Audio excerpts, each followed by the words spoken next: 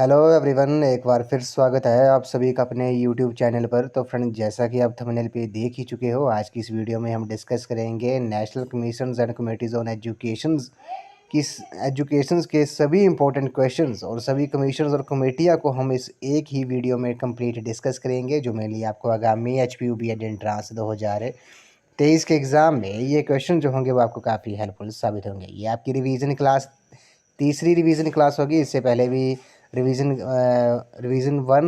Class 1 और 2 हम लगा चुके हैं, डिस्कस कर चुके हैं। उसमें HPGK और GK के क्वेश्चंस, अगर आपने वो वीडियोज़ नहीं देखी है तो प्लेलिस्ट में जाकर आप वीडियोज़ देख सकते हो। तो फ्रेंड्स, अगर आप HPUB एंट्रांस 2023 की तैयारी कर रहे हो तो इसके लिए मैंने एक अलग से प्लेलिस्ट बनाई है, जिसका जो लिंक है वो मैंने डिस्क्रिप्शन बॉक्स में दे दिया है। आप वहाँ पर जाकर वीडियोज़ देख सकते हो। वहाँ पर आपको HPUB एंट्रांस के रिलेटेड 120 प्लस वीडियोज़ आपको देखने को मिलेंगी। तो फ्रेंड्स, आप मुझे इंस्टाग्राम पर भी फॉलो कर सकते हो। इंस्टाग्राम आईडी का जो लिंक है वो मैंने डिस्क्रिप्शन बॉक्स में दे दिया है। आप वहाँ पर जाकर मुझे इंस्टा पर फॉलो कर सकते हो। तो फ्रेंड्स, वीडियो को शुरू करते हैं।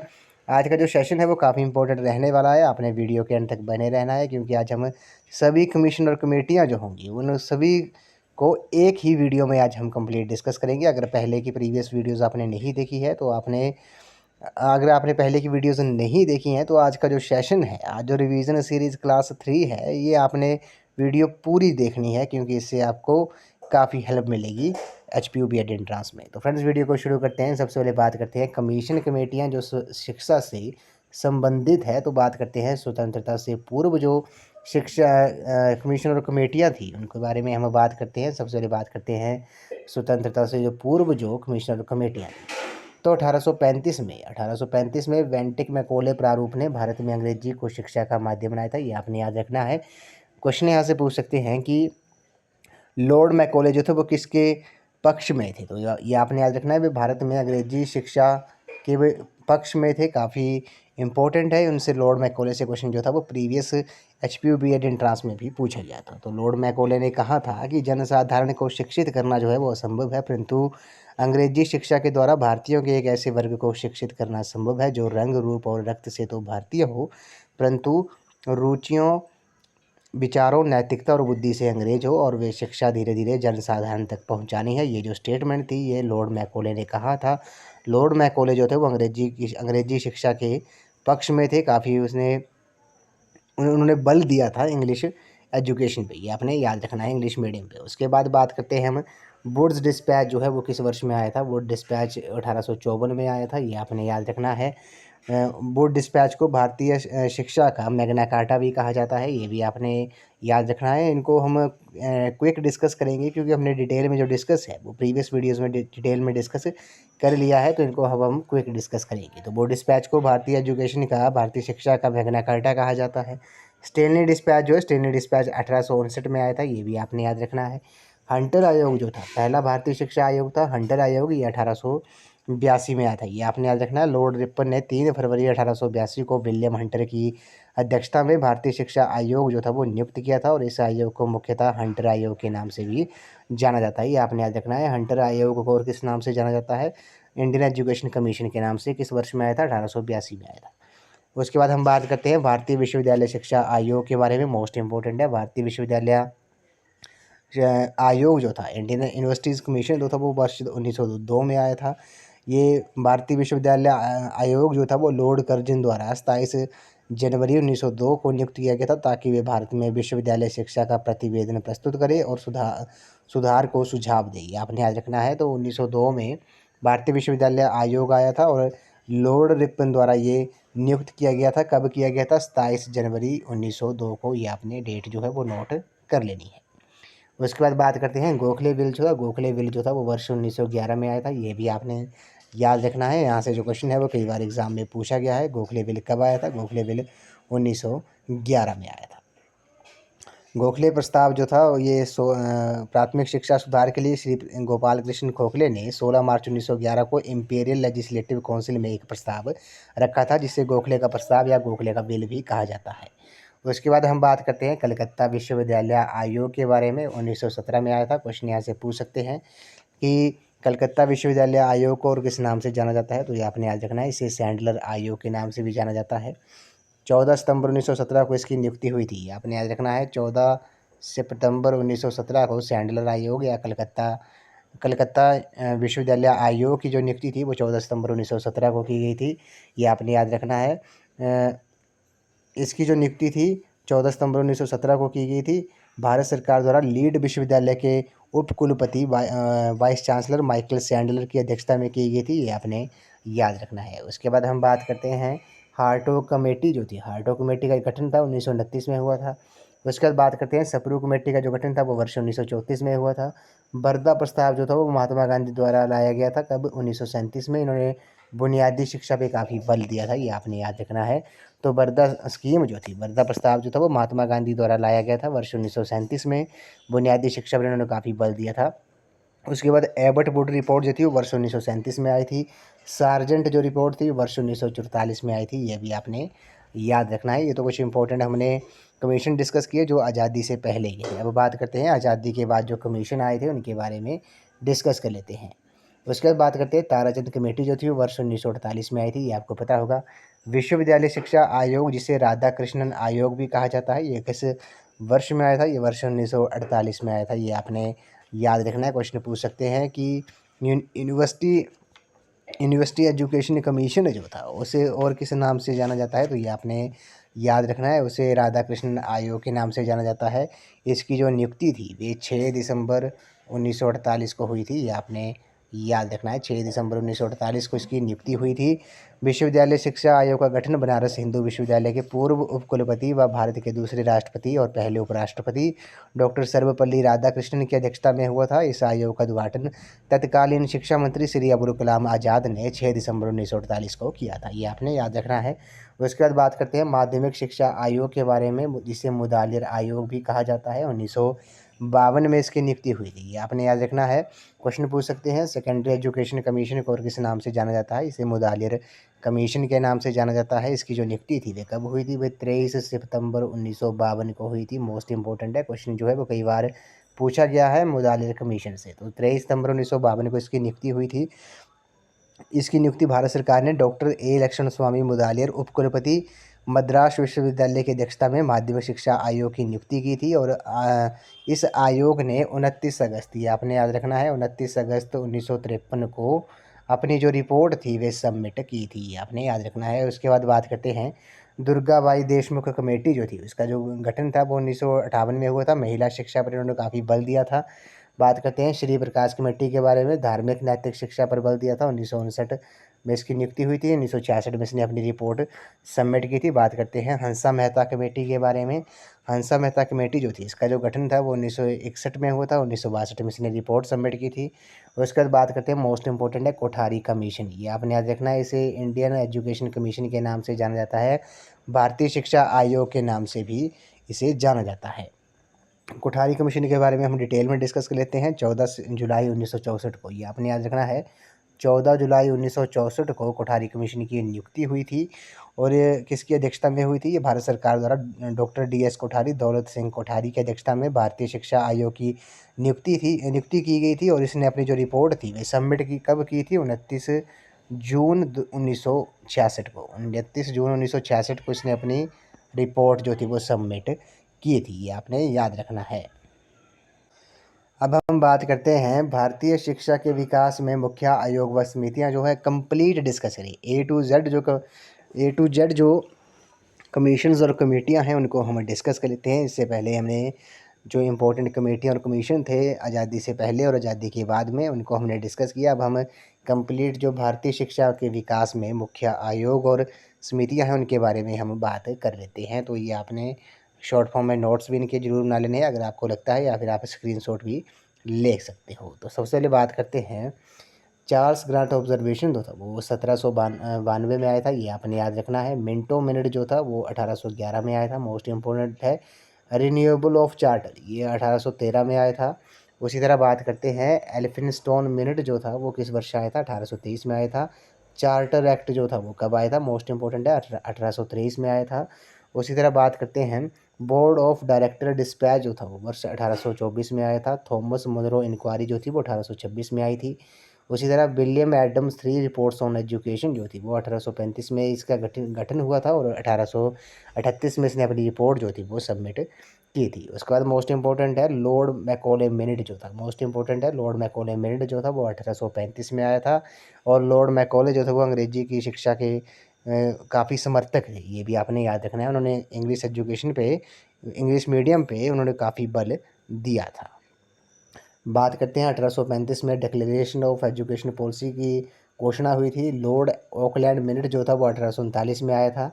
लॉर्ड हार्डिंग डिक्लेरेशन जो थी वो 1844 में आई थी। थॉमस प्लान जो है, थॉमसन प्लान जो था वो 1845 में आया था। वुड डिस्पैच जो है मोस्ट इंपॉर्टेंट है, ये 1854 में आया। इसे भारतीय शिक्षा का मैग्ना कार्टा भी कहा जाता है। स्टेनली डिस्पैच जो था, स्टेनली डिस्पैच जो था वो आपका 1859 में आया था। 1882 में हंटर कमीशन आया था, ये भी आपने याद रखना है। हंटर कमीशन जो था वो 1882 में आया था। बोरलर रिपोर्ट जो थी वो 1889 में आई थी, ये भी आपने याद रखना है। अगला जो है मोस्ट इम्पोर्टेंट है, शिमला कॉन्फ्रेंस ऑन एजुकेशन जो था ये वर्ष 1901 में आया था, ये आपने याद रखना है। ये जो मैं इम्पोर्टेंट बता रहा हूँ, जो सर्कल कर रहा हूँ, वो आपने तो नोट डाउन कर ही लेने हैं और ज़रूर वो पढ़ ही लेने हैं, क्योंकि वो काफ़ी इंपॉर्टेंट है। उसी तरह इंडियन यूनिवर्सिटीज़ कमीशन जो था वो अभी हमने डिस्कस किया, वर्ष 1902 में आया था। इंडियन यूनिवर्सिटीज़ एक्ट जो था वो 1904 में आया था। भारतीय विश्वविद्यालय अधिनियम जो था वो 1904 में आया था। Resolution of the government on secondary education जो था वो वर्ष 1904 में आया था। बात करते हैं resolution of Indian national Congress, 1906 में आया था। जातीय शिक्षा परिषद का जो गठन था वो 1906 में हुआ था। गोखले बिल जो था वो 1910 11 में आया था, ये आपने याद रखना है। यहाँ पे भी थोड़ा गलत है, 1911 में आया था गोखले बिल, ये आपने याद रखना है। 1913 में गवर्नमेंट रेजोल्यूशन आया था। 1917 में the Sandler commission, Sandler commission आपको पता है 1917 में आया था, जिसे कलकत्ता विश्वविद्यालय आयोग भी कहा जाता है। उसी तरह acts for compulsory primary education जो था, ये जो एक्ट था वो 1919 में 20 में आया था। उसी तरह 1920 में resolution of Indian national Congress आया था, ये भी आपने याद रखना है। 1923 में ली कमीशन जो था वो कब आया था, वो 1923 में आया था। 24 में रिपोर्ट सबमिट की थी। हार्टो कमीशन जो था वो 1829 में आया था, ये भी आपने याद रखना है। सप्रू कमेटी का जो गठन था वो 1934 में हुआ था। गवर्नमेंट ऑफ इंडिया एक्ट जो है मोस्ट इंपॉर्टेंट है। भारत सरकार अधिनियम जो था वो किस वर्ष में आया था, 1935 में आया था। एबट वुड रिपोर्ट जो थी वो 1936 से 37 में आई थी, ये आपने याद रखना है, मोस्ट इंपॉर्टेंट है Abbott would report. Zakir Hussain committee का जो गठन था वो 1938 में हुआ था। उसके बाद द यूपी यूनिवर्सिटीज़ कमेटी जो थी वो 1938 में इसका गठन हुआ था। 1940 में रिपोर्ट सबमिट की थी। सैयद मोहम्मद महमूद कमेटी जो थी वो 1939 में आई थी, जबकि सार्जेंट रिपोर्ट जो थी वो 1944 में आई थी। राधा कृष्णन कमीशन जो था वो 1948 में आया था, ये भी आपने याद रखना है। बात करते हैं एजुकेशन इन इंडियन कमीशन के बारे में, ये 1949 में आया था। खेर कमेटी का गठन 1950 में हुआ था। मुदालियर कमीशन की जो नियुक्ति थी वो 1952 में हुई थी। 1953 में इसने रिपोर्ट सबमिट की थी, हमने पहले ही इनको डिटेल में डिस्कस कर लिया है। 1953 में हुमायूं कबीर कमीशन की नियुक्ति हुई थी। श्री मली कमेटी जो थी वो 1954 में आई थी। 1956 में चटर्जी कमीशन आया था, ये भी आपने याद रखना है। उसके बाद हम बात करते हैं उसी रामचंद्र कमेटी जो थी उसका गठन जो था वो 1956 में हुआ था। शुक्ला कमेटी का गठन 1957 में हुआ था। दुर्गा भाई देशमुख कमेटी का जो गठन था वो 1958 में हुआ था। नेशनल साइंटिफिक पॉलिसी रेजोल्यूशन जो था वो 1958 में आया था। डी.वी. देशमुख कमेटी का जो गठन था वो 1959 में हुआ था। कुंजरू कमेटी जो है मोस्ट इंपॉर्टेंट है, कुंजरू कमेटी का जो गठन था वो 1959 में हुआ था। 1964 में इसने रिपोर्ट सबमिट की थी। बात करते हैं श्री प्रकाश कमेटी के बारे में। श्री प्रकाश कमेटी 1960 में इसका गठन हुआ था। 1961 में संपूर्णानंद कमेटी जो थी, संपूर्णानंद कमेटी का जो गठन था वो 1961 में हुआ था।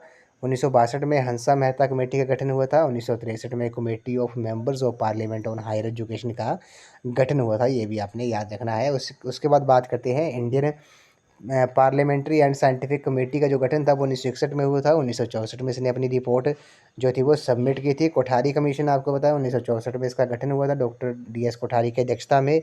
1966 में इसने अपनी रिपोर्ट सबमिट की थी। बात करते हैं सैयद कमेटी जो थी वो 1966 में गठन हुआ था। नेक्स्ट है committee of members of parliament on education, 1967 में इसका गठन हुआ था। नेशनल पॉलिसी ऑन एजुकेशन जो थी, भारत की जो पहली राष्ट्रीय शिक्षा नीति थी वो वर्ष 1968 में आई थी। श्रीमती इंदिरा गांधी जी के कार्यकाल में आई थी, ये भी आपने याद रखना है। उसके बाद बात करते हैं report of international commission on education, ये आपने याद रखना है, 1971 में आया था। शुक्ला कमेटी जो थी वो शुक्ला कमेटी जो 10+2+3 स्ट्रक्चर का जो इसका शुक्ला कमेटी का गठन था वो 1972 में हुआ था। बात करते हैं स्टेटमेंट ऑफ आचार्य कुल on the Bihar Sharif movement के जो था वो उसका गठन था वो 1974 में हुआ था। 42nd constitutional amended placing education in the current list most important है।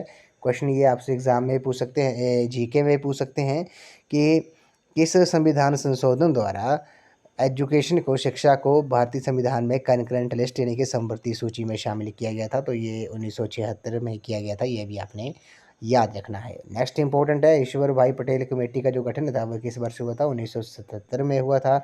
उसी तरह आदिल शाह कमेटी का जो गठन था वो 1977 में हुआ था। Draft national policy on education जो था, ड्राफ्ट जो था वो नेशनल पॉलिसी ऑन एजुकेशन, ये 1989 में आया था। एजुकेशन फॉर आवर पीपल जो था इसका जो गठन था वो 1980 में हुआ था। Two national commission on teachers जो था ये 1983 में आया था, ये भी आपने याद रखना है। उसके बाद राष्ट्रीय शिक्षा नीति जो थी, नेशनल पॉलिसी ऑन एजुकेशन थी, वो 1986 में आई थी। कब? 1968 के बाद, ये आपने याद रखना है। उसके बाद प्रोग्राम ऑफ एक्शन जो था वो कब आया था? वो 1986 में आया था। उसी तरह मेहरोत्रा कमेटी जो थी वो 1987 में आई थी। जनार्दन रेड्डी कमेटी का गठन 1992 में हुआ था। यशपाल कमेटी का गठन 1992 में हुआ था और 1993 में इसने अपनी रिपोर्ट जो थी वो सबमिट की थी। बात करते हैं चतुर्वेदी कमेटी 1993 में आई थी। द दिल्ली डिक्लेरेशन जो थी वो 1953 में हुआ था। CABE central advisory board of education committee on decentralised management जो था वो 1993 में आया था। NCTE act, national council of teacher education जो एक्ट था वो 1993 में आया था। 1994 में education for all resolution adopted by 9 nations, ये जो था वो 1994 में आया था। मोस्ट इंपॉर्टेंट है, ये आपने याद रखना है। उसी तरह बात करते हैं रस्तोगी कमेटी का जो गठन था ये कब हुआ था? 1997 में हुआ था। सर्व शिक्षा अभियान जो था वो वर्ष 2000 में आया था। और लॉन्चिंग ऑफ विद्या वाहिनी प्रोजेक्ट मोस्ट इंपॉर्टेंट है, ये आपने याद रखना है। विद्या वाहिनी प्रोजेक्ट को जो लॉन्च किया गया था वे किस वर्ष किया गया था? वे 2003 में लॉन्च किया गया था, ये आपने याद रखना है।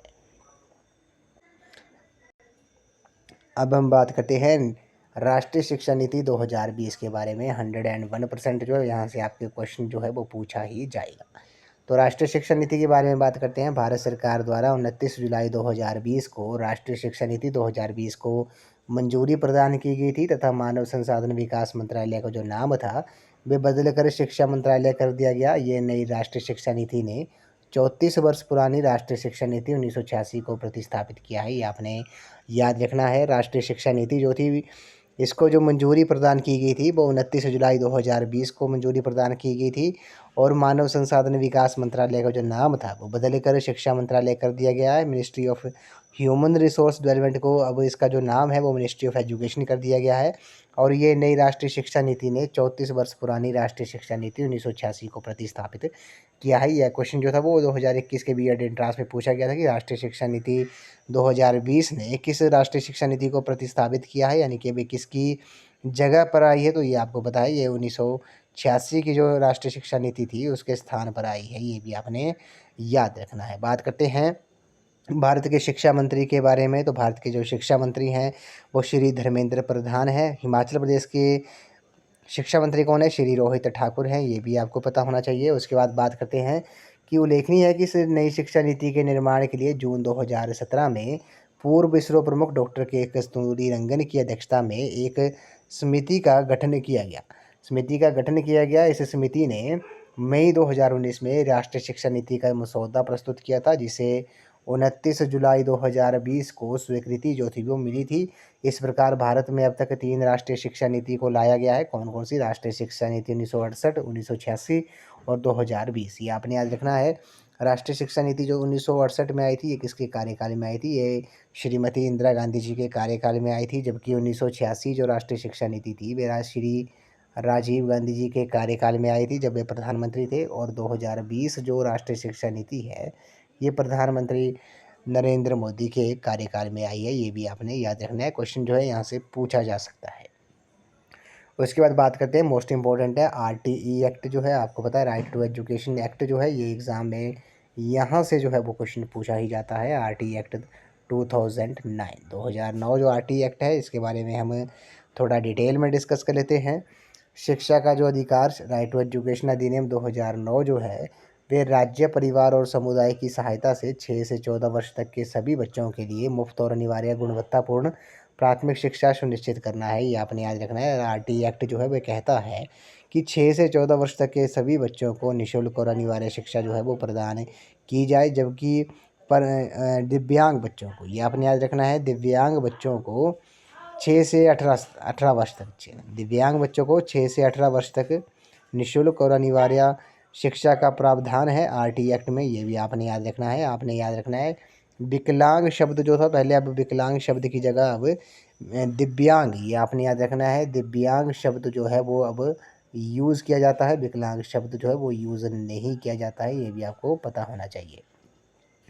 उसके बाद बात करते हैं आरटी अधिनियम। ये अधिनियम जो था वो मूलतः वर्ष 2005 के शिक्षा के अधिकार विधेयक का संशोधित रूप है। वर्ष 2002 में संविधान के 86वें संशोधन द्वारा अनुच्छेद 21A के भाग 3 के माध्यम से 6 से 14 वर्ष तक के सभी बच्चों को मुफ्त और अनिवार्य शिक्षा उपलब्ध कराने का प्रावधान किया गया था। इसको प्रभावी बनाने के लिए 4 अगस्त 2009 को लोकसभा में यह अधिनियम जो था वो पारित किया गया था और 1 अप्रैल 2010 से ये पूरे देश में लागू हो गया था। तो ये आपने याद रखना है, आरटी जो एक्ट था वो लोकसभा में ये कब पारित किया गया था 4 अगस्त 2009 को, जबकि इसे पूरे देश में जो लागू किया गया था आरटी एक्ट को, वो 1 अप्रैल 2010 को लागू किया गया था, ये आपने याद रखना है। अब कुछ वन लाइनर क्वेश्चन डिस्कस कर लेते हैं। जैसे विश्व का जो प्रथम पहला विश्वविद्यालय है वो कौन सा है, वह तक्षशिला है, ये आपको पता होना चाहिए, पाकिस्तान में है। नालंदा विश्वविद्यालय कहाँ पर है, यह बिहार में है। 42वें संविधान संशोधन 1976 द्वारा शिक्षा को संवर्ती सूची में शामिल किया गया है, ये भी आपने याद रखना है करंट इंटरेस्ट में। भारत का जो पहला आईआईटी है, इंडियन इंस्टीट्यूट ऑफ टेक्नोलॉजी, जो वो खड़गपुर में है, ये आपने याद रखना है। एनसीईआरटी की जो स्थापना थी वह कब हुई थी, 1 सितंबर 1961 को हुई थी, ये भी आपने याद रखना है। ये क्वेश्चन जो है कई बार पूछा गया है। उसी तरह राष्ट्रीय साक्षरता मिशन जो है एनएलएम जो था वो कब शुरू किया गया था, वो वर्ष 1988 में शुरू किया गया था। बात करते हैं यूजीसी विश्वविद्यालय अनुदान आयोग गठित किया गया था कब, 1956 में किया गया था। एनसीएफ नेशनल करिकुलम फ्रेमवर्क जो था वो लागू हुआ था कब हुआ था, 2005 में हुआ था। सर्व शिक्षा अभियान 2001 में हुआ था, 2001 में हुआ था, ये भी आपने याद रखना है। बीएचयू बनारस हिंदू विश्वविद्यालय की स्थापना 1915 में मदन मोहन मालवीय ने की थी, ये भी आपने याद रखना है। 1857 में भारत के 3 विश्वविद्यालय कौन कौन थे, कलकत्ता विश्वविद्यालय, बम्बई और मद्रास विश्वविद्यालय जो थे वो स्थापित हुए थे, ये आपने याद रखना है। और सबसे पुराना जो है वो भारत का कौन सा विश्वविद्यालय सबसे पुराना है, वो कलकत्ता है। उसके बाद बात करते हैं पंतनगर में प्रथम कृषि विश्वविद्यालय 1960 में शुरू हुआ था। भारत के प्रथम शिक्षा मंत्री मौलाना अबुल कलाम आज़ाद थे। मिड डे मील योजना 1995 में शुरू की गई थी। फर्स्ट स्टेट कौन थी जिसने मिड डे मील स्कीम जो थी वो लॉन्च की थी, वे तमिलनाडु थी। उसी तरह केंद्रीय विद्यालय स्कूल जो थे वो वर्ष 1963 में शुरू किए गए थे। नवोदय स्कूल 1986 में शुरू किए गए थे। ऑपरेशन ब्लैक बोर्ड 1986 में शुरू किया गया।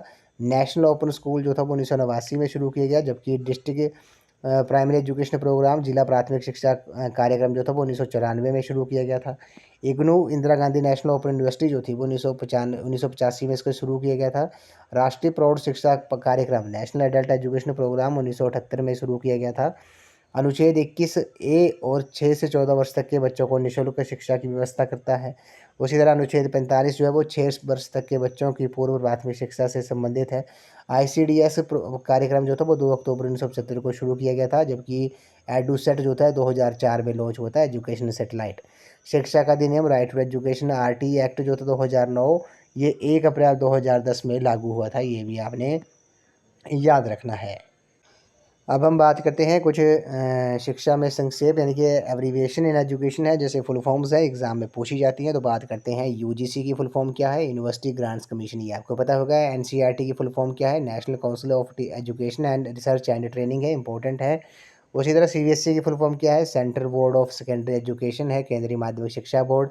कैब की फुल फॉर्म क्या है, central advisory board of education, ये भी इंपॉर्टेंट है।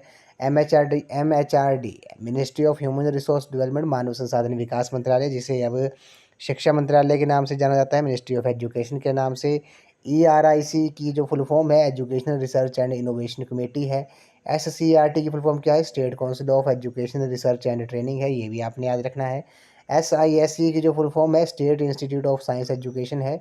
ईसीसीई की फुल फॉर्म क्या है, early childhood care and education है। एनसीटी की फुल फॉर्म क्या है, national council of teacher education है, ये भी इंपॉर्टेंट है। आईसीडीएस की जो फुल फॉर्म है, इंटीग्रेटेड चाइल्ड डेवलपमेंट स्कीम है। NIPCCD की फुल फॉर्म क्या है? National institute of public cooperation and child development है, ये भी आपने याद रखना है। उसी तरह JCVE की जो फुल फॉर्म है वो joint council for vocational education है। CIVE की फुल फॉर्म क्या है? Central institute of vocational education है, ये भी आपने याद रखना है।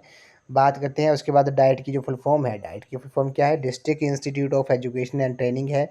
DBE की फुल फॉर्म क्या है? डिस्ट्रिक्ट बोर्ड ऑफ एजुकेशन है। इग्नू की Indira Gandhi national open university है। नेक्स्ट है TTTIS की जो फुल फॉर्म है teacher technical teacher training institutes है। CIET की जो फुल फॉर्म है वो central institute of educational technology है, ये भी आपने याद रखना है। EMRC की जो फुल फॉर्म है वो एजुकेशनल मीडिया रिसर्च सेंटर्स है। AICT की फुल फॉर्म क्या है? All India council for technical education है। नाइपा की फुल फॉर्म है, ये एग्जाम में पूछी गई थी, national institute of educational planning and administration है। साइट की जो फुल फॉर्म है, SIT की फुल फॉर्म है सैटेलाइट इंस्ट्रक्शनल टेलीविज़न एक्सपेरिमेंट है। PCP की फुल फॉर्म क्या है? पर्सनल कॉन्टैक्ट प्रोग्राम है। बात करते हैं NOS के बारे में, नेशनल ओपन स्कूल के बारे, इसकी फुल फॉर्म है। मोस्ट की फुल फॉर्म क्या है? मास ओरिएंटेशन ऑफ स्कूल टीचर्स। उसी तरह IASC की जो फुल फॉर्म है वे क्या है? Institute of advance study in education, इसकी फुल फॉर्म है। मोस्ट इंपॉर्टेंट है NLM की जो फुल फॉर्म है वे नेशनल लिटरेसी मिशन है, ये भी आपने याद रखना है। राष्ट्रीय साक्षरता मिशन जो है इसकी फुल फॉर्म है, ये आपने याद रखना है। 1988 में ये शुरू हुआ था, नेशनल लिटरेसी मिशन जो था, ये भी आपको पता होना चाहिए। उसके बाद बात करते हैं RFLP की फुल फॉर्म क्या है? रूरल फंक्शनल लिटरेसी प्रोग्राम है। GSN की फुल फॉर्म क्या है? जन शिक्षा नीलम है। NIAE की national institute of adult education है, मोस्ट इंपॉर्टेंट है ये। NIC की फुल फॉर्म जो है वो नेशनल इन्फॉर्मेशन सेंटर है, जबकि IATE की जो फुल फॉर्म है वो Indian association of teacher education है। उसी तरह ETH की फुल फॉर्म क्या है? एजुकेशन टू होम है। EDCIL की जो फुल फॉर्म है वो एजुकेशनल कंसल्टेंट्स इंडियन लिमिटेड है, ये आपने याद रखना है, इंपॉर्टेंट है, कई बार एग्जाम में ये पूछी गई है। उसी तरह बात करते हैं हम EFA की जो फुल फॉर्म है, EFA की फुल फॉर्म है एजुकेशन फॉर ऑल। ETV की फुल फॉर्म क्या है? एजुकेशनल टेलीविज़न है। IELTS की है international English language testing system. बात करते हैं IIAS के बारे में, Indian institute of advance study. INSA की Indian national science academy. INSAT Indian national satellite है, ये भी आपने याद रखना है। IPR की जो फुल फॉर्म है वे क्या है? इंटेलेक्चुअल प्रॉपर्टी राइट्स है। JNU की जवाहरलाल नेहरू यूनिवर्सिटी है। KG की किंडरगार्टन है, ये भी आपने याद रखना है। KVS की केंद्रीय विद्यालय संगठन है, इंपॉर्टेंट है, एग्जाम में पूछी जाती है। उसी तरह बात करते हैं हम LLB की। NVS की जो है नवोदय विद्यालय समिति है। LLB की बैचलर ऑफ लॉ है। LLD की डॉक्टर ऑफ लॉ। LLB की बैचलर ऑफ लॉ। MBA की master of business administration. MBBS की फुल फॉर्म क्या है? Bachelor of medicine and bachelor of surgery. ये तो कुछ जर्नल्स ही हैं, ये भी आपको पता होना चाहिए। MCA की master of computer application. MD की doctor of medicine managing director हो गया। MED की मास्टर ऑफ एजुकेशन। और NIIT की जो है वो national institute of formation technology है। और REC की जो है रीजनल इंजीनियरिंग कॉलेज है। यूनेस्को की united nation educational science and culture organisation है। NIT की नेशनल इंस्टीट्यूट ऑफ टेक्नोलॉजी है। IIT की इंडियन इंस्टीट्यूट ऑफ टेक्नोलॉजी है, ये भी आपने याद रखना है। B.Ed की जो फुल फॉर्म है वो आप कमेंट सेक्शन में आप ज़रूर बताओगे। B.Ed की जो फुल फॉर्म है वे आपने कमेंट सेक्शन में बतानी है। अब बात करते हैं भारतीय विश्वविद्यालय अधिनियम जो था वो कब पारित हुआ था, तो ये अभी हमने डिस्कस किया। भारतीय ये हुआ था 1904 में। ऑप्शन सी इस क्वेश्चन का राइट आंसर है। नेक्स्ट क्वेश्चन में चलते हैं कि इस वर्ष में 42वां संविधान संशोधन शिक्षा को समवर्ती सूची में शामिल किया गया था, ये वर्ष 1976 में। नेक्स्ट है ऑपरेशन ब्लैक बोर्ड का जो उद्देश्य है वे क्या है? ऑपरेशन ब्लैक बोर्ड का उद्देश्य प्राथमिक विद्यालय में शिक्षा की बुनियादी सुविधाएं जुटाना है। एक शिक्षक वाले विद्यालय में एक और शिक्षक की व्यवस्था करना है। सभी स्तर पर गणित व विज्ञान की पढ़ाई का स्तर ऊंचा उठाना है। तो ऑप्शन नंबर डी इस क्वेश्चन का राइट आंसर हो जाएगा, उपरोक्त सभी। नेक्स्ट है डैश का विकास फ्रोएबल का सबसे महत्वपूर्ण शैक्षणिक योगदान था, तो किंडरगार्टन, ये आपने याद रखना है। नेक्स्ट है एनसीएफ की फुल फॉर्म क्या है? नेशनल करिकुलम फ्रेमवर्क किस वर्ष लागू हुआ था? ये वर्ष 2005 में लागू हुआ था। नेक्स्ट है प्राचीन काल में बिहार में निम्नलिखित में से कौन सा विश्वविद्यालय था? तो वो विक्रमशिला था। सर्व शिक्षा अभियान जो था वो कब शुरू किया गया था? वर्ष 2001 में शुरू किया गया था, ये भी आपने याद रखना है। भारत में सभी केंद्रीय विश्वविद्यालयों के लिए एक ही एक्ट की सिफारिश किस कमेटी ने की थी? तो ये ए एन पठान कमेटी ने की थी। बनारस हिंदू विश्वविद्यालय की स्थापना किसने की थी? ये मदन मोहन मालवीय ने की थी। कब की थी? 1915 में की थी। नेक्स्ट है, भारतीय संविधान निम्नलिखित में से किस आयु वर्ग के बच्चों को निःशुल्क और अनिवार्य शिक्षा का प्रावधान करता है? तो भाई 6 से 14 वर्ष तक के। अगला है, मदरसे आधार रहे थे, किसके रहे थे? तो ये उच्च शिक्षण के। मैकॉले प्रारूप, मैकॉले मैनिट जो था वो किस वर्ष में लिखा गया था? 1835 में लिखा गया था। लॉर्ड मैकॉले आपको पता है, इन्होंने अंग्रेजी शिक्षा पर काफ़ी बल दिया था, ये भी आपने याद रखना है। अगला है, निम्नलिखित में से कौन सा सही सुमेलित नहीं है? तो सैंडल आयोग जो है ये सही सुमेलित नहीं है। भारतीय विश्वविद्यालय अधिनियम जो था 1904 में आया था। हंटर आयोग 1882 में आया था। बुनियादी शिक्षा बरदा स्कीम जो थी 1937 में आई थी। सैंडल आयोग जो था वो 1910 में नहीं आया था, बल्कि ये 1917 में आया था, ये आपने याद रखना है। उसी तरह किस अस्पताल श्रृंखला ने 7 सितारा हाल ही में शुरू किया है? तो ये फोर्टिज़ ने किया है, ये भी आपको पता होना चाहिए। विश्व का सर्वप्रथम विश्वविद्यालय कौन सा था? तो ये आपको पता है, ये तक्षशिला है, पाकिस्तान में है। ऑप्शन नंबर सी इस क्वेश्चन का राइट आंसर है। भारत में अंग्रेजों द्वारा स्थापित प्रथम विश्वविद्यालय कौन सा था? तो वो कलकत्ता विश्वविद्यालय था। 1947 तक भारत में कुल कितने विश्वविद्यालय थे? 21 विश्वविद्यालय थे, ये भी आपने याद रखना है। निम्नलिखित में से किसने विश्व भारती विश्वविद्यालय शांति निकेतन में पढ़ाई नहीं की? तो डॉक्टर वी.सी. राय ने की नहीं की। भारत का सर्वप्रथम कृषि विश्वविद्यालय किस वर्ष से शुरू हुआ था? 1960 में हुआ था। नेक्स्ट है, Jamia Millia university was founded by, तो ये इसकी जो स्थापना थी वो जाकिर हुसैन ने की थी, ये भी आपने याद रखना है। नेक्स्ट क्वेश्चन पे चलते हैं, भारत के प्रथम शिक्षा मंत्री कौन थे? मौलाना अबुल कलाम आज़ाद हैं। बुनियादी शिक्षा बेसिक एजुकेशन की जो वर्धा योजना को किसने प्रतिस्थापित किया था? तो महात्मा गांधी जी ने किया था। नेक्स्ट है, भारत में प्रथम होम्योपैथी विश्वविद्यालय शिक्षा स्थापित किया गया था, कब? ये कहाँ? ये राजस्थान में। Al Azhar university famous Islamic study centre जो है वो कहाँ पर है? वो ये कायरो में है। ऑप्शन नंबर ए इस क्वेश्चन का राइट आंसर है। अब हम क्वेश्चन डिस्कस कर लेते हैं जो 2018 के HPU एंट्रांस में ये क्वेश्चन पूछे गए थे। तो पहला क्वेश्चन है, इसमें बोला गया कि नवोदय विद्यालय जो थे वो खोले गए थे किसके लिए? तो आपको पता है, ये प्रतिभाशाली ग्रामीण बच्चों के लिए खोले गए थे। ऑप्शन नंबर सी इस क्वेश्चन का राइट आंसर है। नेक्स्ट क्वेश्चन पे चलते हैं, भारत में स्कूली शिक्षा की जो शीर्ष संस्था है वे क्या कहलाती है? क्वेश्चन नंबर 92 काफ़ी इंपॉर्टेंट है। इस क्वेश्चन का जो राइट आंसर है वो आपका ऑप्शन नंबर डी है। NCERT जो है वो भारत में स्कूली शिक्षा की शीर्ष संस्था कहलाती है। अगले प्रश्न पे चलते हैं, वर्धा शिक्षा योजना जो थी वो किसने दी थी? तो ये महात्मा गांधी ने दी थी। ऑप्शन नंबर सी बी इस क्वेश्चन का राइट आंसर है। तो फ्रेंड्स, अब आपको आइडिया लग रहा होगा कि HPU जो है वो किस टाइप के national commission and committees on education के क्वेश्चन पूछता है। तभी हमने कंप्लीट जो सभी कमीशन और कमेटियाँ जो थी वो हमने डिस्कस कर ली हैं, प्रीवियस वीडियो में भी डिस्कस कर लिया है। अगर आपको ये सेशन अच्छा लग रहा है तो वीडियो को लाइक शेयर एंड कमेंट भी साथ में ज़रूर कर दें। नेक्स्ट क्वेश्चन में चलते हैं, आज़ादी के पश्चात नियुक्त किया गया शिक्षा आयोग जो है उसे क्या कहा जाता है? तो आपको पता है उसे विश्वविद्यालय शिक्षा आयोग कहा जाता है। 1948 में आया था। ऑप्शन बी इस क्वेश्चन का राइट आंसर है। क्वेश्चन नंबर 95 पे चलते हैं, CBSE का मुख्यालय कहाँ स्थित है? The headquarter of CBSE is situated in central board of secondary education जो है वो आपका मुख्यालय इसका नई दिल्ली में है। ऑप्शन सी इस क्वेश्चन का राइट आंसर है।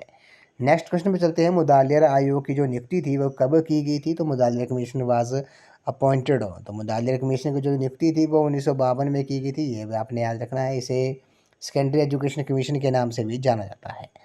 नेक्स्ट क्वेश्चन पे चलते हैं, शिक्षा व इससे जुड़े हुए पहलुओं की देखभाल कौन सा केंद्रीय मंत्रालय करता है? तो मानव संसाधन विकास मंत्रालय करता है, लेकिन अब इसे मिनिस्ट्री ऑफ एजुकेशन के नाम से जाना जाता है। नेक्स्ट क्वेश्चन पे चलते हैं, बोर्ड डिस्पैच जो था वो कब प्रकाशित किया गया था? बोर्ड डिस्पैच आपको पता है 1854 में किया गया था। इसे भारतीय शिक्षा का मैग्ना कार्टा भी कहा जाता है। नेक्स्ट क्वेश्चन पे चलते हैं, ऑपरेशन ब्लैक बोर्ड किसने प्रारंभ किया था? तो ऑपरेशन जो ब्लैक बोर्ड था वे प्रारंभ किया था राष्ट्रीय शिक्षा नीति 1986 ने। ऑप्शन नंबर बी इस क्वेश्चन का राइट आंसर है। नेक्स्ट क्वेश्चन पे चलते हैं, भारत में अनिवार्य प्राथमिक शिक्षा की जो पहल थी वे किसने की थी? Who made first effort for compulsory primary education in India? काफ़ी इंपॉर्टेंट क्वेश्चन है। तो ये विलियम एडम्स ने भारत में अनिवार्य प्राथमिक शिक्षा की पहल की थी। नेक्स्ट है, भारत में अंग्रेजी शिक्षा का जो पिता है वे किसे माना जाता है? Who is considered the father of education in India? तो भारत में अंग्रेजी शिक्षा का जो पिता है वे किसे माना जाता है? इस क्वेश्चन का जो करेक्ट आंसर होगा वो आपका ऑप्शन नंबर डी है, लॉर्ड मैकॉले ने। हमने वीडियो की स्टार्टिंग में डिस्कस किया था कि लॉर्ड मैकॉले जो थे वो अंग्रेजी शिक्षा के काफ़ी समर्थक थे, काफ़ी बल देते थे, तो उन्हें भारत में अंग्रेजी शिक्षा का पिता माना जाता है। नेक्स्ट क्वेश्चन में चलते हैं, कोठारी आयोग की रिपोर्ट का क्या नाम था? What is the title of the report of Kothari commission? तो कोठारी कमीशन की जो रिपोर्ट का शीर्षक था वे क्या था? वे शिक्षा और राष्ट्र विकास था, एजुकेशन एंड नेशनल डेवलपमेंट था। नेक्स्ट क्वेश्चन में चलते हैं, मूलभूत शिक्षा का जो विचार था वे किसने दिया था? The idea of basic education was given by, तो ये हमने डिस्कस किया है, महात्मा गांधी जी ने दिया था विचार। नेक्स्ट है, सैंडलर आयोग का जो दूसरा नाम है वे क्या है? तो सैंडलर आयोग का जो दूसरा नाम है वे कलकत्ता विश्वविद्यालय आयोग है। किस वर्ष में आया था? 1917 में आया था, ये भी आपको पता होना चाहिए। नेक्स्ट क्वेश्चन है, एनसीटी का जो मुख्यालय है, headquarter of NCT is situated at, तो एनसीटी का जो मुख्यालय है वे आपका नई दिल्ली में है। ऑप्शन नंबर सी जो है इस क्वेश्चन का राइट आंसर है। National council of teacher education इसकी फुल फॉर्म है।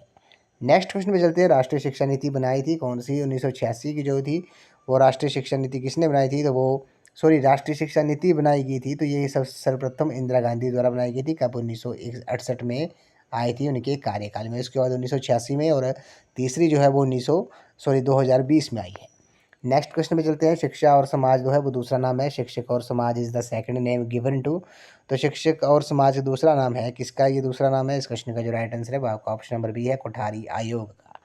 नेक्स्ट है, राष्ट्रीय शिक्षा नीति एनपीए 1986 का जो संशोधन है वे किया गया था, तो national policy on education NPA was revised by, तो ये किसके द्वारा रिवाइज की गई थी? तो ये राममूर्ति आयोग द्वारा इसका संशोधन किया गया था।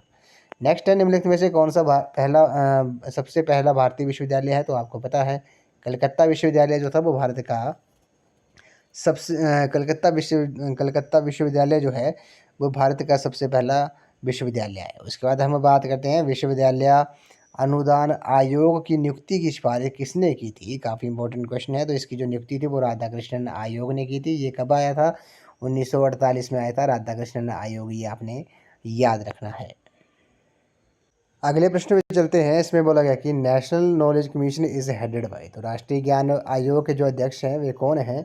वे सैम पित्रोदा हैं। तो फ्रेंड्स ये जो क्वेश्चन था ये 2021 के HPUP एंट्रांस में क्वेश्चन पूछे गए थे। नेक्स्ट क्वेश्चन में चलते हैं, इसमें बोला गया कि विच ऑफ निम्नलिखित में से किस आयोग ने नैतिक मूल्यों के एक भाग के रूप में मौन ध्यान का सुझाव दिया था? तो ये विश्वविद्यालय शिक्षा आयोग ने दिया था। ऑप्शन नंबर बी जो है इस क्वेश्चन का राइट आंसर है। नेक्स्ट क्वेश्चन पे चलते हैं, इसमें बोला गया कि शिक्षा और समाज के अन्य हिस्सों के बीच उच्च स्तर की अन्योन्याश्रयता पर बहुत जोर दिया जाता है, जिसका कारण नहीं है। तो इसका जो कारण नहीं था वे आपका मनुष्य की सामाजिक प्रकृति, ऑप्शन नंबर बी ए इस क्वेश्चन का राइट आंसर है। नेक्स्ट क्वेश्चन में चलते हैं, भारत सरकार द्वारा अपनाई गई 1968 की राष्ट्रीय नीति शिक्षा के निम्नलिखित पहलुओं पर जोर दिया, तो किस पे जोर दिया था? इन्होंने शिक्षकों के लिए पर्याप्त परिलब्धियों और शैक्षणिक स्वतंत्रता पर बल दिया था। तो फ्रेंड्स ये हमने डिटेल में भी डिस्कस कर लिए हैं, ये आपको पता है। नेक्स्ट है, the concept of SUPW was elucidated by, तो SUPW की अवधारणा जो थी वो डैश द्वारा स्पष्ट की गई थी, तो ये ईश्वर भाई पटेल शिक्षा समिति द्वारा ये स्पष्ट की गई थी। इसकी जो फुल फॉर्म है SUPW की जो फुल फॉर्म है ये भी आपने नोट डाउन कर लेनी है। इसकी जो फुल फॉर्म है वो आपकी सोशली यूज़फुल प्रोडक्टिव वर्क है, ये आपने याद रखना है, सोशली यूज़फुल प्रोडक्टिव वर्क है। नेक्स्ट क्वेश्चन में चलते हैं, इसमें बोला गया कि भारतीय शिक्षा के लिए आज की अंतिम महत्वपूर्ण चुनौती किसके द्वारा प्रस्तुत की गई? तो वो जनता की करीबी। नेक्स्ट क्वेश्चन में चलते हैं, इसमें बोला गया कि शिक्षा के राष्ट्रीय प्रमुख कार्यक्रम SSA का जो मुख्य उद्देश्य है वे क्या है? सर्व शिक्षा अभियान का जो मुख्य उद्देश्य क्या है? वो प्रारंभिक शिक्षा का सार्वभौमिकरण है।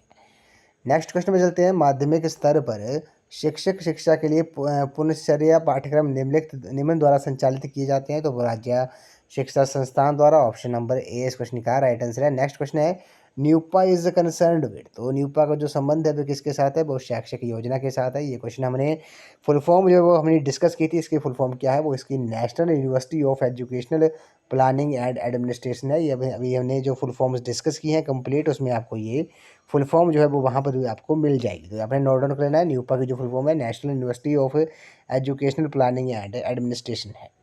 नेक्स्ट क्वेश्चन में चलते हैं, भारत में विशेष शिक्षा कार्यक्रम में शिक्षा की मान्यता के लिए समझौता ज्ञापन पर हस्ताक्षर किए हैं, तो किसने किए हैं?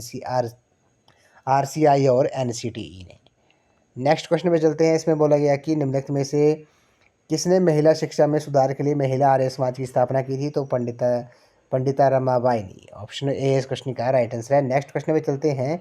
20वीं सदी की शुरुआत में निम्नलिखित संगठनों में से एक राष्ट्रीय शिक्षा आंदोलन से जुड़ा नहीं था, तो वो कौन था? वे बरिंदर कुमार घोष की अनुच्छेदन समिति।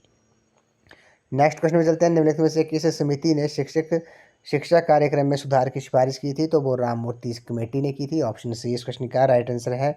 अगले प्रश्न में चलते हैं। एनईपी मोस्ट इंपॉर्टेंट है। एनईपी 2020 रिप्लेस था, तो राष्ट्रीय शिक्षा नीति 2020 निम्न के स्थान पर आई है, तो किसके स्थान पर आई है? तो राष्ट्रीय शिक्षा नीति 1986 के स्थान पर आई है। ये भी आपने याद रखना है। राष्ट्रीय शिक्षा नीति 2020 का जो पैटर्न है, स्ट्रक्चर है, वे क्या है? वो 5+3+3+4 है। ये आपने याद रखना है, मोस्ट इंपॉर्टेंट है। राष्ट्रीय शिक्षा नीति 2020 का जो पैटर्न है वे क्या है? वो 5+3+3+4 है। नेक्स्ट क्वेश्चन में चलते हैं। भारत में पूर्ण साक्षरता प्राप्त होने का जो मुख्य कारण है वे क्या है? वो लक्ष्य प्राप्त करने की इच्छा की कमी है। ये आपने याद रखना है। नेक्स्ट क्वेश्चन में चलते हैं। इसमें बोला गया कि RPWD अधिनियम जो है वो 2006 का जो पूर्ण रूप है वह क्या है? तो RPWD इसकी जो फुल फॉर्म है, एक्ट है, ये इसकी फुल फॉर्म क्या है? तो इसका the rights of person with disabilities act 2016 है। ये आपने याद रखना है। नेक्स्ट क्वेश्चन में चलते हैं। NEP 2020 में उल्लेखित विशेष आवश्यकता वाले बालकों का एक अन्य सुझाया गया जो नाम है वे क्या है? वे आपका दिव्यांग बालक है। पहले विकलांग कहा जाता था, अब दिव्यांग बालक कहा जाता है। राष्ट्रीय शिक्षा नीति 2020 में उल्लेखित विशेष आवश्यकता वाले बालकों के लिए एक सुझाया गया नाम है। नेक्स्ट है। बेसिक शिक्षा का जो विचार था वो किसके द्वारा प्रतिपादित किया गया था? तो ये महात्मा गांधी जी द्वारा प्रतिपादित किया गया था। The idea of basic education is propounded by Mahatma Gandhi. Option number C इस क्वेश्चन का राइट आंसर है। अगले प्रश्न में चलते हैं। राष्ट्रीय शैक्षिक अनुसंधान और प्रशिक्षण परिषद national council of education research and training NCERT की जो स्थापना थी वो कब हुई थी? वो 1961 में हुई थी। ऑप्शन नंबर ए इस क्वेश्चन का राइट आंसर है। नेक्स्ट क्वेश्चन में चलते हैं। इसमें बोला गया कि GDP के 6% के राज्य व्यय की सिफारिश किसके द्वारा की गई थी? तो इस क्वेश्चन का जो राइट आंसर है वो आपका ऑप्शन नंबर ए है, कोठारी कमीशन जो है इस क्वेश्चन का राइट आंसर है। अब कुछ क्वेश्चंस है, वन लाइनर क्वेश्चंस है, इनको हम डिस्कस कर लेते हैं। जैसे एनसीईआरटी की जो फुल फॉर्म है राष्ट्रीय शैक्षिक अनुसंधान और प्रशिक्षण परिषद। National council of education research and training का जो गठन था वो 1 सितंबर 1961 को मानव संसाधन विकास मंत्रालय द्वारा किया गया था। ये आपने याद रखना है। CBSE की बात करते हैं। CBSE central board of secondary education का गठन 1929 में किया गया। NCT की जो फुल फॉर्म है वो national council for teacher education का जो गठन था वो 1973 में किया गया। NCT एक्ट 1995 में पारित हुआ था। ये आपने याद रखना है। NCT की फुल फॉर्म क्या है? National council for teacher education है। UGC की बात करते हैं। यूनिवर्सिटी ग्रांट्स कमीशन विश्वविद्यालय अनुदान आयोग अधिनियम 1956 में पारित हुआ था। केंद्रीय विद्यालय स्कूल KVS 1963 में स्थापित हुए थे। नेशनल लिटरेसी मिशन राष्ट्रीय साक्षरता मिशन जो था वो 1988 में शुरू किया गया था। NLM की फुल फॉर्म भी आपसे पूछ सकते हैं, national literacy mission. Mid day meal scheme जो थी वो 1995 में शुरू की गई थी। तमिलनाडु फर्स्ट स्टेट थी जिसने मिड डे मील स्कीम जो थी वो लॉन्च की थी। नवोदय स्कूल 1986 में शुरू किए गए थे। ऑपरेशन ब्लैक बोर्ड 1986 में प्राथमिक विद्यालय में शुरू किया गया। राष्ट्रीय मुक्त विद्यालय नेशनल ओपन स्कूल का गठन था वो 1989 में किया गया। ये भी आपने याद रखना है। DPEP district primary education programme 1994 में शुरू किए गए थे। IGNOU Indira Gandhi national open university का गठन था वो सितंबर 1985 में हुआ था। अडल्ट एजुकेशन प्रोग्राम जो था वो 1978 में शुरू किया गया था। राष्ट्रीय शिक्षा नीति नेशनल पॉलिसी ऑफ एजुकेशन 1986 द्वारा 10+2+3 पद्धति को लागू किया गया। उसके बाद बात करते हैं कुछ इंपॉर्टेंट आर्टिकल्स है। अनुच्छेद 45 में 6 से 14 वर्ष तक के बच्चों को निःशुल्क व अनिवार्य शिक्षा का प्रावधान है। अनुच्छेद 30 में अल्पसंख्यकों की शिक्षा से जुड़ा हुआ है। अनुच्छेद 46 जो है वो अनुसूचित जाति जनजाति व कमजोर वर्गों की शिक्षा से जुड़ा हुआ है। ये आपने याद रखना है। अनुच्छेद 28 जो है वो में धार्मिक शिक्षा की स्वतंत्रता का प्रावधान है। अनुच्छेद 350A में मातृभाषा में शिक्षा सुविधा का प्रावधान है। ये भी आपने याद रखना है। अनुच्छेद 351 में हिंदी भाषा के विकास का प्रावधान है। उसी तरह इम्पोर्टेंट है, शिक्षा को 1976 के 42वें संविधान संशोधन द्वारा संवर्ती सूची कनकरेंट लिस्ट में डाला गया है। ये आपने याद रखना है, मोस्ट इंपॉर्टेंट है। ICDS की फुल फॉर्म क्या है? इंटीग्रेटेड चाइल्ड डेवलपमेंट सर्विस जो है योजना जो है वो समेकित बाल विकास सेवाएं 1975 में शुरू की गई थी। बात करते हैं ECCE की, early childhood care and education शाला पूर्व शिक्षा से संबंधित है। शैशव पूर्व देखभाल एवं शिक्षा मुख्य रूप से 3 से 6 वर्ष तक के बच्चों के लिए जुड़ी हुई है, ये भी आपने याद रखना है। एजुकेशनल सैटेलाइट एडुसेट जो है वो 2004 में लॉन्च हुआ था। बीएचयू की स्थापना 1915 में मदन मोहन मालवीय ने की थी और जेबी वाटसन को व्यवहारवाद का जनक कहा जाता है, ये आपने याद रखना है। तो फ्रेंड्स आज की इस वीडियो में बस इतना ही। आज हमने complete national commissions and committees on education के इम्पोर्टेंट क्वेश्चंस जो प्रीवियस ईयर में पूछे गए थे और सभी कमीशंस और कमेटियाँ जो हैं लगभग हमने सभी कमीशन और कमेटियाँ हमने डिस्कस कर ली कि कौन सी कमेटी का गठन कब हुआ था, कौन से किस वर्ष में उसने रिपोर्ट सबमिट की थी, कौन उसके चेयरमैन थे। कंप्लीट हमने सभी कमीशन और कमेटियाँ को इस वीडियो में डिस्कस किया है। अगर आपने पहले की वीडियोस नहीं भी देखी हैं तो आपने ये रिवीजन क्लास की जो क्लास 3 है नेशनल कमीशन और कमेटीज़ ऑन एजुकेशन की, वो आपने कंप्लीट ज़रूर देख लेनी है, क्योंकि यहाँ से 101% आपको क्वेश्चन पूछे ही जाएंगे, चाहे वे आर्टिकल हो, कमीशंस के और कमेटियाँ हो, या फिर वे कब अपॉइंट किए गए थे। यहाँ से क्वेश्चन जो है वो पूछे ही जाएंगे, यहाँ से इससे बाहर क्वेश्चन नहीं पूछे जाएंगे। 20 क्वेश्चन पूछे जाएंगे national commissions and committees on education के। तो फ्रेंड्स आपने करना क्या है, अगर इन क्वेश्चंस के शॉर्ट फॉर्म में नोट्स भी जरूर बना लेने हैं, क्योंकि जब आप फाइनल रिवीजन करोगे तो उस टाइम ये क्वेश्चन जो होंगे वो आपको काफ़ी हेल्पफुल साबित होंगे।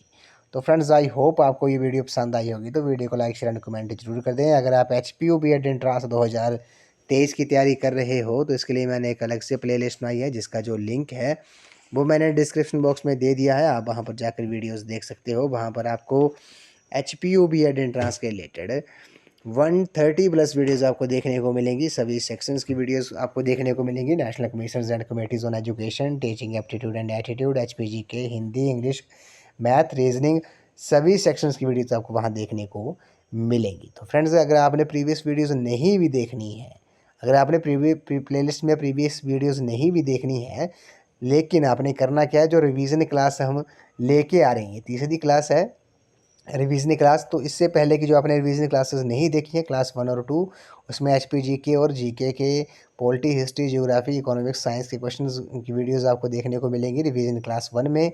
रिवीजन क्लास 2 में आपको HPGK के मोस्ट इंपॉर्टेंट क्वेश्चन जो हमने प्रीवियस वीडियो में डिस्कस किए हैं वो आपको रिवीजन क्लास 2 में देखने को मिलेंगी। तो वो आप वीडियोज़ रिवीजन क्लास की वीडियोज़ तो आप तो वीडियो को तो आपने 101% जो है वो आपने वो वीडियोज़ देखनी ही है, क्योंकि उससे क्वेश्चन आपको एग्ज़ाम में काफ़ी पूछे जाएंगे। तो फ्रेंड्स आई होप आपको ये वीडियो पसंद आई होगी, तो वीडियो को लाइक शेयर एंड कमेंट जरूर कर दें। आप मुझे इंस्टाग्राम पर भी फॉलो कर सकते हो। इंस्टाग्राम आईडी का जो लिंक है वो मैंने डिस्क्रिप्शन बॉक्स में दे दिया है। तो फ्रेंड्स आप मुझे इंस्टाग्राम पर भी फॉलो भी जरूर कर दें। तो फ्रेंड्स आई होप आपको ये वीडियो पसंद आई होगी, तो वीडियो को लाइक शेयर एंड कमेंट जरूर कर दें। चैनल को सब्सक्राइब भी जरूर कर दें, बेल आइकन प्रेस करना ना भूलें, ताकि मेरे आने वाले हर वीडियो की नोटिफिकेशन आपको मिलती रहे। तो फ्रेंड्स आई होप आपको ये वीडियो पसंद आई होगी। तो थैंक यू फ्रेंड्स।